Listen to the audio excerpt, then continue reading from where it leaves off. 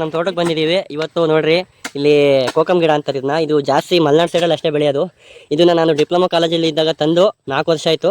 ಇದನ್ನ ಇವಾಗ ಬಕೆಟಲ್ಲಿ ಬೆಳೆಸಿದ್ದೀನಿ. ಇವಾಗ ಇದನ್ನ ನಮ್ಮ ತೋಟಕ್ಕೆ ಹಾಕ್ತಾ ಇದ್ದೀವಿ. ನೋಡೋಣ ಸಕ್ಸಸ್ ಆಗುತ್ತೆ ಇಲ್ಲೋ, ದೊಡ್ಡ ಮರ ಆಗಿ ಅದೇನು ಬಿಡುತ್ತೆ ಇಲ್ವ ಅಂತೇಳಿ. ಇದು ನಿಂತು ಕಳ್ಕೊಳ್ಳಿ, ಇದು ತಡೀತೆ. ಹೊಡೆದೋಗುತ್ತೆ. ಇಲ್ಲ ಗಿಡ ಹಿಡ್ಕೊಂಡ್ರೆ ಇನ್ನೊಂದು ಸ್ವಲ್ಪ ಅಂತ ನಾವು ನೋಡಿಲ್ಲ. ಇದೊಂದು ಚೆನ್ನಾಗಿ ಹಣ್ಣು ಬಿಟ್ಬಿಟ್ರೆ ಇದ್ರದ್ದು ಸೈಂಟಿಫಿಕ್ ನೇಮ್ ಬಂದ್ಬಿಟ್ಟು ಗಾರ್ಸಿನಿಯಾ ಇಂಡಿಕಾ ಅಂತೇಳಿ.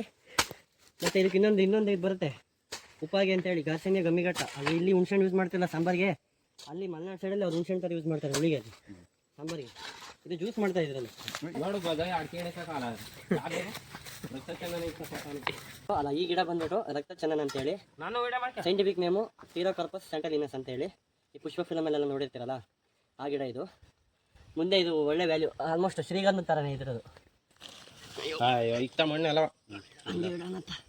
ಗಿಡ ಬಂದ್ಬಿಟ್ಟು ಜಾಸ್ತಿ ಮಲೆನಾಡು ಸೈಡ್ ಬೆಳೆಯಲ್ಲ.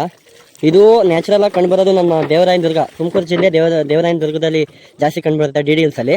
ಇನ್ನು ಬಿಟ್ಟರೆ ಜಾಸ್ತಿ ಕಂಡುಬರೋದು ಆಂಧ್ರ ಪ್ರದೇಶ. ಅದೇ ಪುಷ್ಪ ಫಿಲಮ್ ನೋಡಿರ್ತೀರಲ್ಲ, ಆಂಧ್ರ ಪ್ರದೇಶ, ತೆಲಂಗಾಣ, ಅಲ್ಲಿ ಜಾಸ್ತಿ ಕಂಡುಬರುತ್ತೆ ನ್ಯಾಚುರಲ್ ಆಗಿ.